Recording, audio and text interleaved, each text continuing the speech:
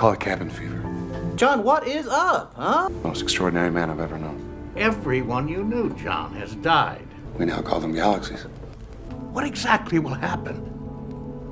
ভাবুন তো, আপনার চোখের সামনে বসে থাকা অতি সাধারণ দেখতে একটা মানুষ যদি হঠাৎ দাবি করে যে গত 14,000 বছর ধরে সে এই পৃথিবীতে বেঁচে আছে। মানব সভ্যতার একদম আদিম লগ্ন থেকে শুরু করে আজ অবধি সব কিছুর সে নীরব সাক্ষী। গৌতম বুদ্ধ থেকে শুরু করে যীশু খ্রিস্ট সবার সাথেই তার দেখা হয়ে আজ সে এই আধুনিক যুগে ঘুরে বেড়াচ্ছে আমাদের মাঝে। কিন্তু কে এই রহস্যময় মানুষ? কি এমন ঘটেছিল তার সাথে? বিজ্ঞানের সমস্ত যুক্তিকে হার মানিয়ে কিভাবে সে এতগুলো বছর ধরে আমাদের মাঝে নিজের অস্তিত্ব টিকিয়ে রেখেছে? আজ নিয়ে এসেছে ইতিহাসে অন্যতম সেরা মুভি, যা গোটা বিশ্বের মুভির ইতিহাসে মাত্র একবারই তৈরি হয়েছে। আজকের মুভি দ্য ম্যান ফ্রম আর্থ। প্রায় 10 বছর ধরে একটা বিশ্ববিদ্যালয়ে পড়ানোর পর আজ প্রফেসর জন ওল্ডম্যান হঠাৎ চাকরি ছেড়ে অবসর নিয়ে শহর ছেড়ে চলে যাওয়ার সিদ্ধান্ত নিয়েছে। জন অন্য শহরে অবসরের পরবর্তী এক নতুন জীবন কাটাবে, তাই নিজের যাবতীয় জিনিসপত্র গুছিয়ে একটা ট্রাকে তুলে নিচ্ছে। সেখানে কয়েকজন ঘনিষ্ঠ সহকর্মী এসছে ফেয়ারওয়েল জানাতে। তাদের মধ্যে ছিল বায়োলজির প্রফেসর হ্যারি, খ্রিস্টান ধর্ম নিয়ে দীর্ঘদিন ধরে গবেষণা করতে থাকা এডিথ, নৃতত্ত্ববিদ মানে মানুষের বিবর্তন, সংস্কৃতি, সমাজ, আচরণ এবং জীববিদ্যা নিয়ে বৈজ্ঞানিক গবেষণা করা ড্যান, ইতিহাসবিদ স্যান্ডি, প্রত্নতত্ত্ববিদ আর্ট ও জনের এক প্রিয় ছাত্রী লিন্ডা। জন বিদায় দেওয়ার আগে একবার শেষবারের মতো তাদের সাথে গল্প করার জন্য ঘরে এলে সবাই আড্ডা দিতে শুরু করে। কিন্তু ধীরে ধীরে সবার মনে জাগে একটাই প্রশ্ন, জন হঠাৎ কাউকে না জানিয়ে কেন চলে যাচ্ছে? সে এইখানে 10 বছর ধরে পড়াচ্ছে, সবাই তাকে চেনে, তাই ড্যান তাকে শহর ছেড়ে চলে যাবার আগে আরেকবার ভেবে দেখতে বলে। তবে জন বলে সে এক জায়গায় বেশিক্ষণ থাকতে পারে না। সে এর আগে অনেকবার এরকম করেছে।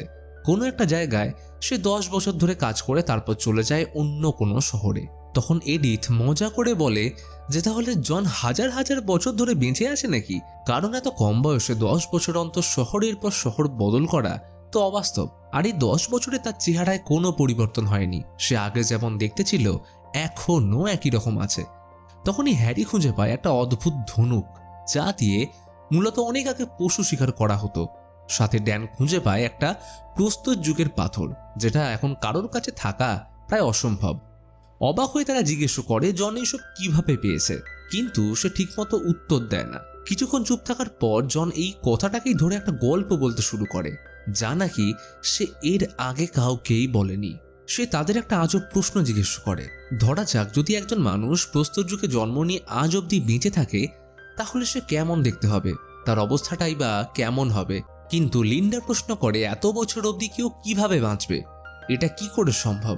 উত্তরে বায়োলজিস্ট হ্যারি জানায় যে মানুষের শরীর স্বাভাবিকভাবে কোষের ক্ষয় ও বার্ধক্যের কারণে ধীরে ধীরে বুড়ো হয় এবং ভালোভাবে জীবনযাপন করলে আমরা 190 বছর অবধি বেঁচে থাকতে পারি। কিন্তু যদি কোনো বিরল জেনেটিক পরিবর্তনের ফলে এই এজিং প্রসেস থেমে যায়, অর্থাৎ শরীরের কোষগুলো যদি সময় মতো ঠিকভাবে নিজেকে রিপেয়ার করতে থাকে, তাহলে একজন মানুষ আর বুড়ো হবে না। সেই ক্ষেত্রে মানুষ হাজার হাজার বছর বেঁচে থাকতে পারে, যদিও সম্পূর্ণরূপে অমর নয়, কারণ দুর্ঘটনা বা রোগে তার মৃত্যু হতেই পারে। জন প্রশ্ন করে কেউ যদি এইরকম ভাবে প্রায় 14,000 বছর ধরে বেঁচে থাকে, তাহলে সেটা আশীর্বাদ নাকি অভিশাপ? হ্যারি বলে পৃথিবীতে কোনো কিছুই অস্বাভাবিক নয়, কারণ পৃথিবীর সৃষ্টির আদিকালে একটা যুগ ছিল কালো জাদুর, আর তারপরের যুগটা ছিল বিজ্ঞানের। এছাড়াও তখনকার মানুষ কলম্বাস, কোপার্নিকাসকে পাগল ভাবত, তবে তারা এমন কিছু করে দেখিয়েছে যা পৃথিবীকে বদলে দিয়েছে।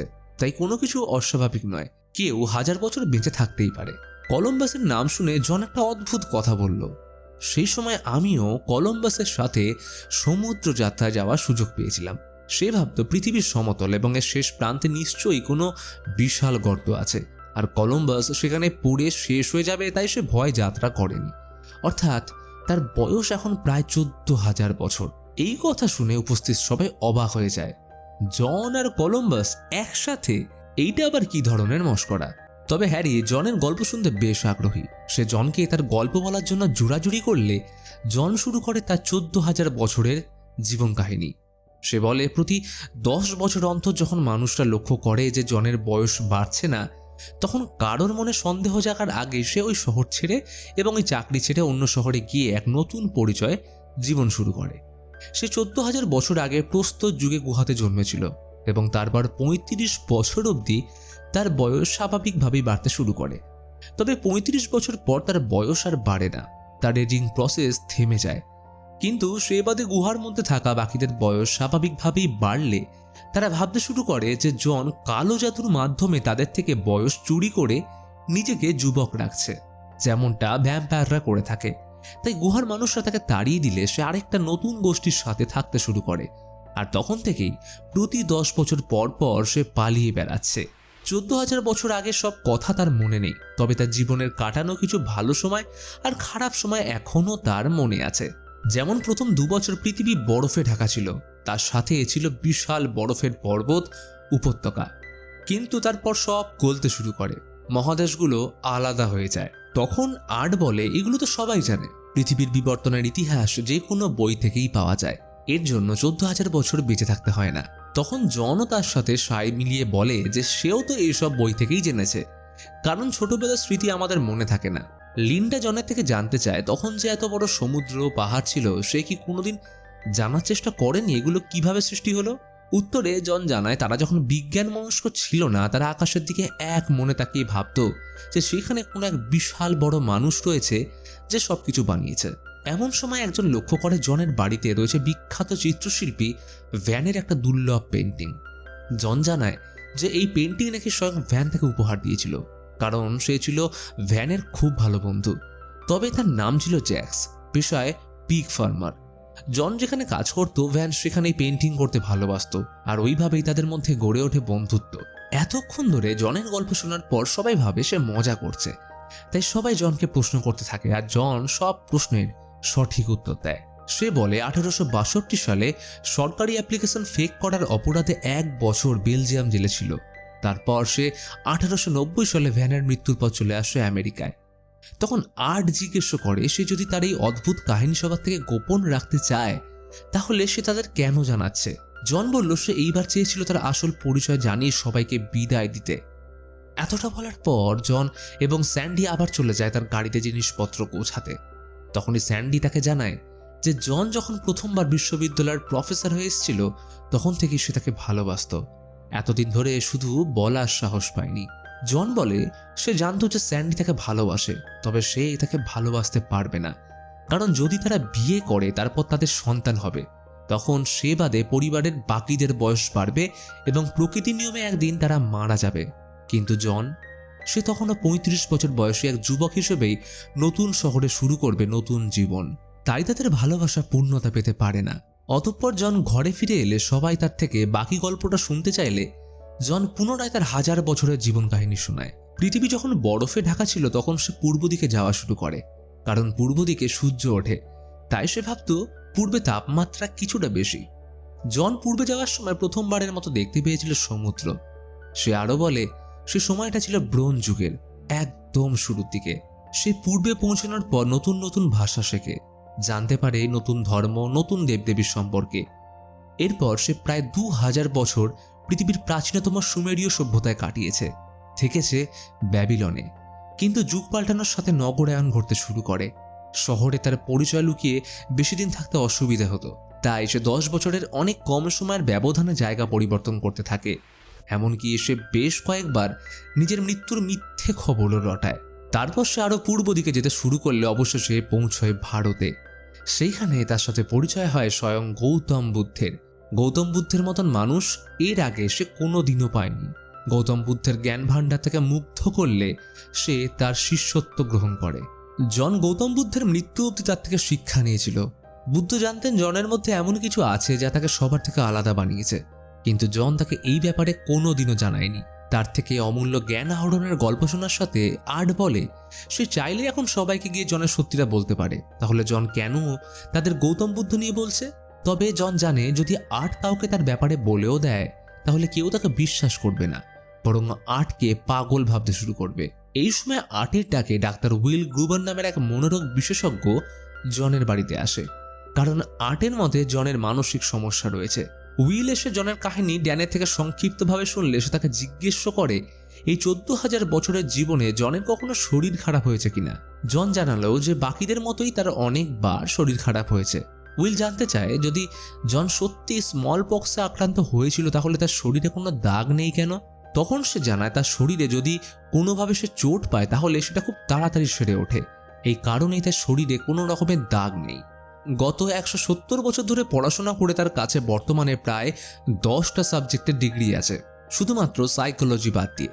সে 1840 সালে অক্সফোর্ড থেকে বায়োলজির ডিগ্রি পেয়েছিল।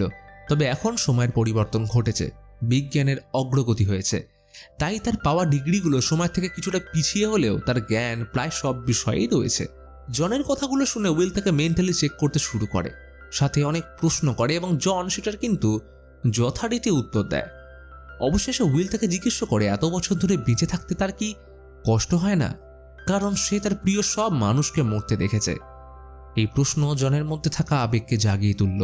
সত্যি তো, কেউ যদি তার সব কাছের মানুষকে মরতে দেখে তাহলে তাকে তো ভগবান বলা চলে।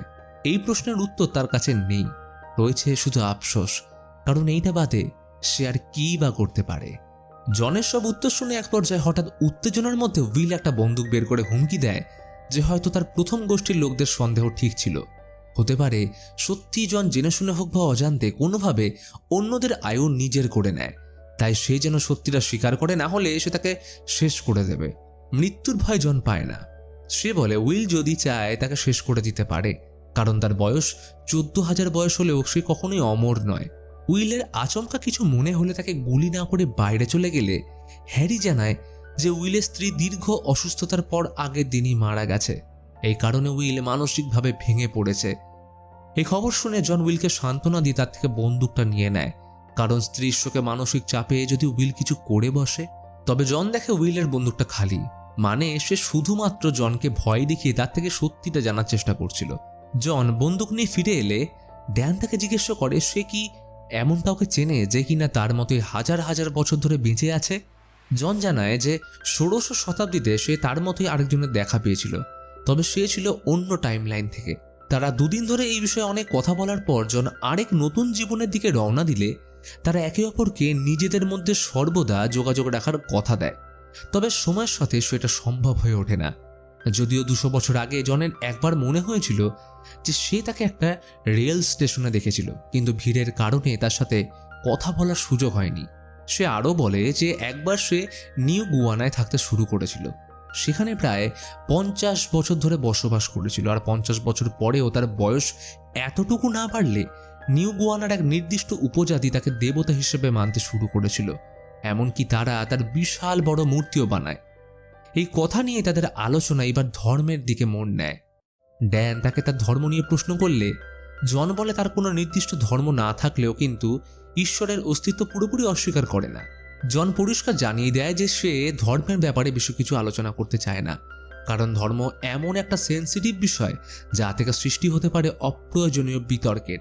সে এড়িয়ে যাওয়ার চেষ্টা করলেও বাকিরা তাকে চাপ দিতে থাকে এই বলে যে ধর্মীয় গ্রন্থে থাকা এমন কোনো ব্যক্তিত্বের সাথে তার পরিচয় ছিল কিনা। এমনকি এইটাও হতে পারে সে হয়তো যীশু খ্রিস্টকেও চিনত। জন স্বীকার করে সে বাইবেলে থাকা এক বিখ্যাত ব্যক্তিকে চিনত, তবে বাইবেলে যা বলা হয়েছে তার মধ্যে সত্যতার থেকে কাহিনী বেশি। বাইবেল মূলত লেখা হয়েছিল তৎকালীন সময়ে ঘটে যাওয়া বিভিন্ন ঐতিহাসিক ইভেন্টকে নিয়ে, কিন্তু বাইবেলে ঐতিহাসিক অনেক ঘটনাকে ম্যানিপুলেট করে। ঈশ্বরের দূত হিসেবে পরিচিত মুসার চরিত্র লেখা হয়েছিল এক সিরিয়ান কাহিনী মিসিসের উপর ভিত্তি করে।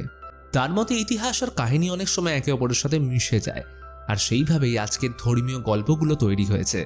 জনের মুখে বাইবেলের অবমাননা শুনে এতদিন ধরে খ্রিস্টান ধর্ম নিয়ে পড়াশোনা করতে থাকা এডিথ প্রতিবাদ করে চলে যেতে চায়, তবে বাকিরা জনের থেকে বাইবেল সম্পর্কে আরও জানতে ইচ্ছুক। তাই তারা এডিথকে শান্ত করে জনের কথা শুনতে বললে জন আরও একবার তাদের গল্প বলতে শুরু করে।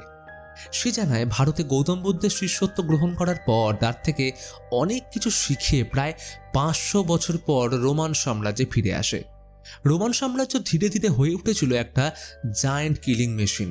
তারা নিষ্পাপ মানুষদের বিনা দোষে অত্যাচার করত, মোটা শুল্ক চাপাত, যা জনের পছন্দ হয়নি। তাই সে বুদ্ধের থেকে শিখে আসা অহিংসা, দয়া, সহানুভূতি এবং মানুষের প্রতি ভালোবাসার কথা আধুনিক উপায়ে মেডিটেরিয়ান মানুষের কাছে ছড়িয়ে দিতে শুরু করে। তবে রোমানরা তার এই ভাবধারা পছন্দ করেনি। তারা চাইতো প্রজাদের উপর অধিকার কায়েম করতে। তবে জনের জন্য তাদের ক্ষমতায় কিছুটা ভাটা পড়লে তারা তাকে ক্রুশবিদ্ধ করে।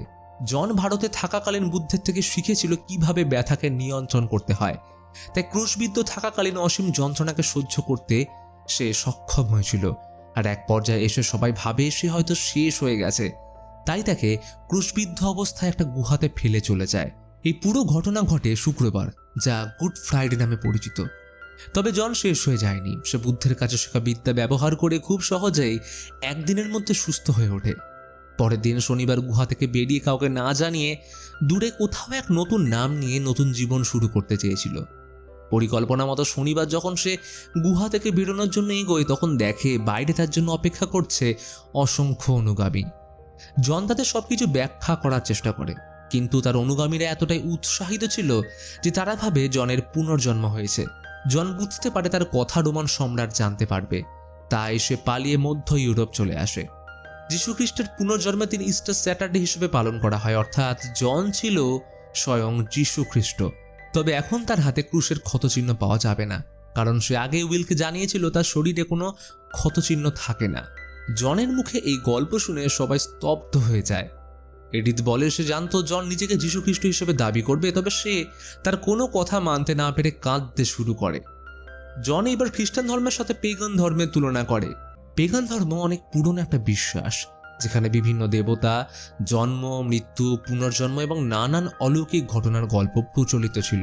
ড্যান তার কথায় সমর্থন জানিয়ে বলে যে খ্রিস্টান ধর্মের প্রথম দিকে ধর্মগুরুরা হিব্রুতে লেখা ম্যানুস্ক্রিপ্ট ফেলে পেগান মিথোলজি থেকে অনেক ধারণা বাইবেলে যোগ করেছিল। এতক্ষণ এই বক্তব্য এডিথ মানতে না পারলে ড্যান আরও জানায় যে বাইবেলের হিব্রু ম্যানুস্ক্রিপ্ট অনুযায়ী যীশুখ্রিস্ট আর গৌতম বুদ্ধের শিক্ষা ও জ্ঞানের প্রচারের মূল ধারণা একই ছিল: দয়া, সহ্য ক্ষমতা, ভ্রাতৃত্ব এবং ভালোবাসা। ড্যানের কথাগুলো শুনে জন বলে সেও সবাইকে একই কথা বলেছিল, একে অপরকে ভালোবাসতে, কারোর প্রতি হিংসা না করতে। তবে ক্ষমতার লোভে রোমানরা, বিশেষ করে রোমান প্রিস্টরা, স্বর্গ ও নরকের ধারণা সবার মনে ছড়িয়ে দেয়। কেউ পাপ করলে সে নরকে যাবে, আর ভালো কাজ করলে যাবে স্বর্গে। কোনটা খারাপ কাজ আর কোনটা ভালো কাজ, এইটাও ঠিক করে দেয় তারা। এইভাবেই তারা লোকদের মনে ভয় ঢোকাতে শুরু করে। তবে জন কোনোদিনই স্বর্গ বা নরকের ধারণাকে সমর্থন জানায়নি। ড্যান, হ্যারি, আর্ট প্রায় সবাই এতক্ষণে জনের কথা সমর্থন করতে লাগলো।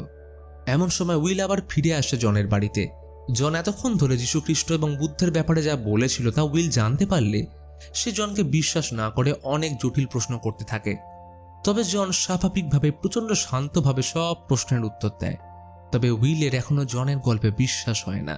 জন স্যান্ডিকে নিয়ে পুনরায় তার জিনিসপত্র গোছাতে বাইরে চলে গেলে উইল মনে করে জনের সত্যি মানসিক সমস্যা আছে।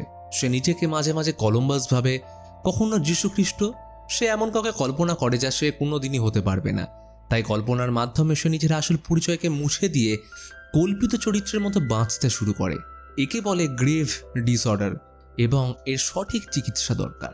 উইলের কথা সমর্থন জানিয়ে এডিথ বলে জন যা বলছে তা কিছুতেই সত্যি হতে পারে না, কারণ তারা তো বাইবেলে যিশু ছোটবেলা সম্পর্কে পড়েছে, যা জনের বলা গল্পের সঙ্গে মেলে না।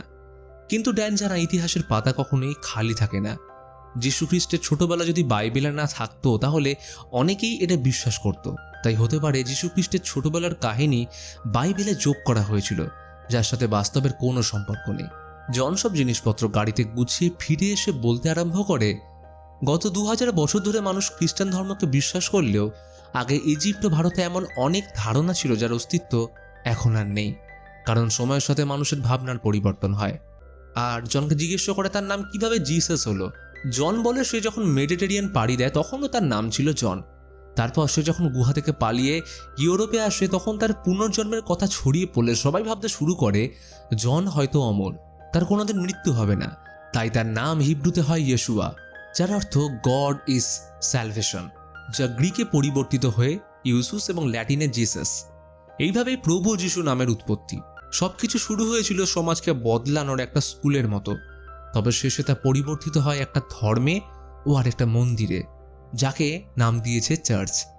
তবে এডিথ এখনও তার কথা বিশ্বাস করতে না চাইলে জন বলে একদিন সে পাহাড়ে কিছু জনকে গৌতম বুদ্ধের থেকে পাওয়া জ্ঞান বিলিয়ে দিচ্ছিল। জন তাদের একটা প্রশ্ন করেছিল, তারা জন সম্পর্কে কি ভাবে, তার পরিচয় কি। এখন জন এই একই প্রশ্ন তার সহকর্মীদের সামনে তুলে ধরে। সে কি সত্যি যিশু, নাকি সেও বাকিদের মতোই একজন সাধারণ মানুষ? জনের এই প্রশ্ন শুনে সবাই হতভম্ব হয়ে যায়। কেউ স্বীকার না করলেও 2000 বছরের পুরনো খ্রিস্টান ধর্মের প্রচারক স্বয়ং যীশুখ্রিস্ট যে তাদের সামনে বসে থাকতে পারে সেইটা তারা বিশ্বাস করতে শুরু করেছে। তাদের মনে হয় বাইবেল সত্যি একটি কাহিনী আর জন ধ্রুব সত্য। তবে উইল জনকে এতক্ষণ অবধি একবারও বিশ্বাস করেনি। সে জনকে সবার সামনে সত্যিটা স্বীকার করতে বলে, না হলে সে তাকে মেন্টাল হসপিটালে পাঠিয়ে দেবে। অনেকক্ষণ চুপ থাকার পর জন হঠাৎ বলল, আরে সবটাই ছিল মজা, এটা তো একটা গল্প কাহিনী। সে এতক্ষণ কিছুই সত্যি বলেনি। অতঃপর জন সবাইকে বিদায় জানিয়ে চলে গেলে শুধু স্যান্ডি আর উইল জনের সাথে থেকে যায়। সে জনের সঙ্গে কথা বলার সময় কিছু তথ্য জানতে পারে, যা ইঙ্গিত দেয় যে জনের গল্প হয়তো সত্যি হলেও হতে পারে। সে জনের আসল নাম জানতে চাইলে জন বলে বেশিরভাগ সময় তার নাম ছিল জন, তবে সময়ের সাথে সাথে তার পদবি পরিবর্তন হতো। এরপর জন তার জীবনে ব্যবহৃত কিছু পদবি নাম সহ বলতে শুরু করলে সে একসময় বলে 60 বছর আগে জন যখন হার্ভার্ড বিশ্ববিদ্যালয়ে কেমিস্ট্রি পড়াতো তখন তার নাম ছিল জন থমাস পার্টি। এই নাম শুনে উইল হঠাৎ চমকে যায়। তার আচমকা উপলব্ধি হয় যে তার বাবার নাম ছিল জন থমাস পার্টি, যে হার্ভার্ড বিশ্ববিদ্যালয়ে 60 বছর আগে কেমিস্ট্রি পড়াতো। কিন্তু এইটা কিভাবে সম্ভব? মানে জন কি এতক্ষণ ধরে যা বলছিল সব সত্যি? সে কি সত্যি যীশুখ্রিস্ট? সেই কি সত্যি 14,000 বয়সী এক যুবক? উইল জনকে কিছু ব্যক্তিগত প্রশ্ন করে, যেগুলোর উত্তর শুধু তার বাবা জানত। জন সব প্রশ্নের উত্তর সঠিক দেয়। উইল বুঝতে পারে জন আর অন্য কেউ নয়, বরং তার নিজের বাবা। জন তার পরিবারকে ছেড়ে চলে যাওয়ার জন্য ক্ষমা চেয়ে বলে তারা সবাই এখন জানে কেন জন ছেড়ে গেছিল। সে যদি ওখানে তাদের সাথে থাকতো তাহলে তার সত্যি সবার সামনে চলে আসতো। উইল এতক্ষণে পুরো সত্যিটা জানতে পেরে প্রচণ্ড ভেঙে পড়ে এবং আবেগের বশে তার হার্ট অ্যাটাক হয়ে সে জনের সামনে মারা যায়। উইলের দেহ নিয়ে যাওয়া হলে স্যান্ডি একটা গভীর সত্য উপলব্ধি করে। যদি জনের গল্প সত্যি হয় আর উইল সত্যি তার সন্তান হয়ে থাকে, তাহলে এইটাই প্রথমবার যখন জন তার নিজের সন্তানকে বড় হয়ে তার চোখের সামনে শেষ হতে দেখল। অবশেষে জন তার জিনিসপত্র নিয়ে গাড়িতে উঠে পাড়ি দেয় এক নতুন পরিচয়ে অজানা গন্তব্যের দিকে। কিন্তু কিছু দূর যাওয়ার পরে সে থেমে যায় এবং স্যান্ডির জন্য অপেক্ষা করে। স্যান্ডি ধীরে ধীরে তার দিকে এগিয়ে আসে, যেন সেও জনের সাথে তার নতুন জীবনে পা রাখতে চলেছে। একসাথে দেখতে চলেছে এক নতুন দিনের সূর্যোদয়। আর এইখানেই শেষ হয় আজকের মুভি দ্য ম্যান ফ্রম আর্থ। তবে মুভির শেষে কিছু কথা না বললেই নয়। এই মুভির এন্ডিং আদতে কোনো উত্তর দেয় না, বরং একটা অস্বস্তিকর নীরবতা রেখে যায়। জন যদি সত্যি তার বাবা হয় তাহলে এটাই সে নির্মম বাস্তবতা, যখন একজন অমর মানুষ প্রথমবার নিজের সন্তানের মৃত্যু দেখছে অথচ কিছুই বদলাতে পারছে না। এইখানেই জনের অমরত্বকে আশীর্বাদ নয়, বরং এক নিঃসঙ্গ শাস্তি হিসেবে তুলে ধরা যেতে পারে। আর যখন জন চলে যায় সেটাও পালিয়ে যাওয়া নয়, বরং তার অস্তিত্বের স্বাভাবিক নিয়তি। সে কোথাও স্থায়ী হতে পারে না, কারণ সময় তার জন্য থেমে থাকলেও অন্য সবার জন্য তা এগিয়ে যায়। স্যান্ডি তার দিকে হেঁটে আসা জনের প্রতি অগাধ বিশ্বাসের পরিচয়, যে প্রমাণ ছাড়াও কাউকে গ্রহণ করা যেতে পারে। শেষ পর্যন্ত আপনাদের কাছে আমার একটাই প্রশ্ন, আমরা কি সত্যকে প্রমাণের মাধ্যমে গ্রহণ করি নাকি বিশ্বাস ও অনুভবের মাধ্যমে?